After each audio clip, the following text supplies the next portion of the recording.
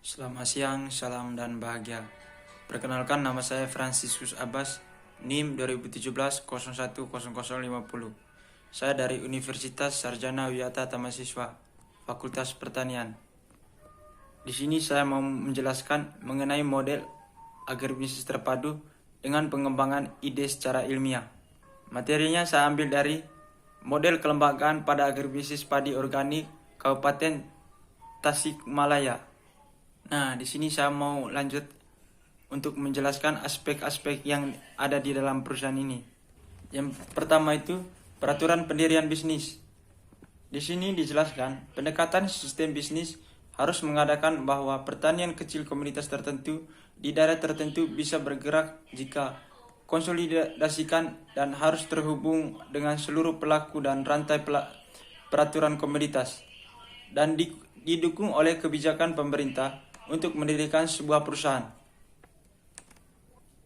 Yang kedua itu keterkaitan kelembagaan. Keterkaitan kelembagaan itu yang pertama itu kelembagaan agribisnis padi organik. Di sini dijelaskan kelembagaan merupakan basis terbentuk modal sosial yang dapat memfasilitaskan kerjasama dalam aktivitas bisnis. Dalam aktivitas agribisnis padi organik, dukungan kelembagaan dalam pengembangan sistem pertanian organik mempunyai peranan penting dalam setiap aktivitas masing-masing. Yang kedua itu kelembagaan subsistem agribisnis hulu. Di sini dijelaskan kelembagaan pada subsistem agribisnis hulu berwujud untuk menjamin terpenuhi input dan dibutuhkan petani untuk usaha tani padi organik seperti pupuk organik, benih, dan pestisida. Kelembagaan penyediaan input terdiri dari Gapoktan, kelompok tani, agroindustri, kelapa, dan kelompok peternak. Gapoktan simpati selain berperan sebagai pembeli padi organik dari petani, juga sebagai penyediaan input, antara lain benih dan pupuk organik. Hasil olahan pupuk organik oleh Gapoktan simpatik dibagikan pada kelompok-kelompok yang membutuhkan pupuk organik. Yang ketiga, kelembagaan subsistem agribisnis hilir. Di sini dijelaskan subsistem yang ketiga pada kelembagaan padi organik adalah subsistem agribisnis hilir.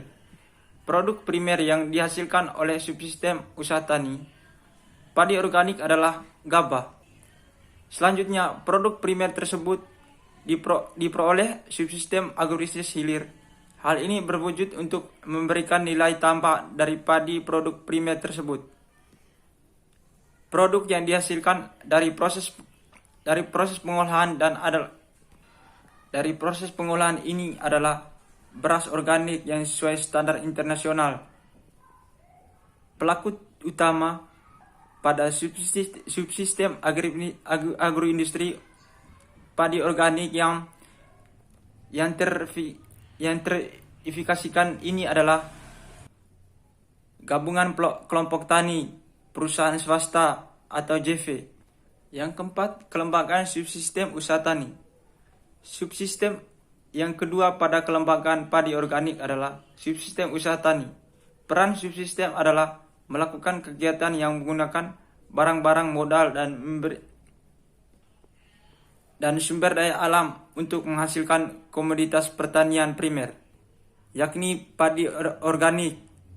Pada kelembagaan ini, kelompok tani adalah pelaku utama yang terdiri dari petani dari padi organik, baik petani yang sertifikasi dan petani non sertifikasi.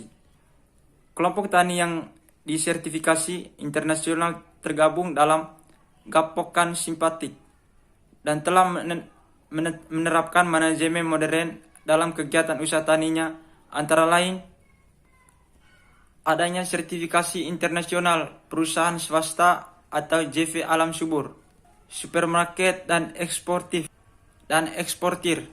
Sementara itu, untuk beras non organik, sertifikasi dilakukan oleh kelompok tani dalam perusahaan Panglima di tinggi desa dalam perkembangan pemasaran oleh yang terakhir itu keterkaitan kebijakan pemerintah.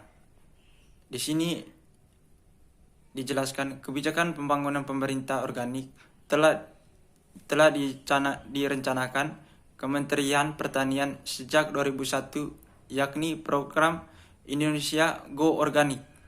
Pada tahun 2005 masuk dalam program revitalisasi pertanian yang direncanakan Presiden Susilo Bambang Yudhoyono dengan nama program Go Organik 2010. Hal ini juga didukung oleh program subsidi pupuk tidak hanya untuk pupuk tunggal, tetapi sudah dikembangkan juga untuk pupuk majemuk. Dan untuk mulai tahun 2008 diikuti pupuk organik. Implementasi program Go Green dikawal Peraturan Menteri Pertanian Nomor 64 atau tahun 2013 tentang sistem pertanian organik di tingkat daerah, didukung visi Dinas Pertanian Tanaman Pangan Kabupaten Tasikmalaya, terwujudnya pembangunan pertanian yang berkelanjutan bebas perdesaan. Implementasi visi tersebut diwujudkan melalui program pengembangan agribisnis padi organik dengan memberikan bantuan sarana produksi kepada setiap kelompok secara bergilir. Hal ini memberikan rangsangan untuk melakukan pertanian organik. Oke teman-teman, mungkin itu saja dari saya. Sekian dan terima kasih. Salam.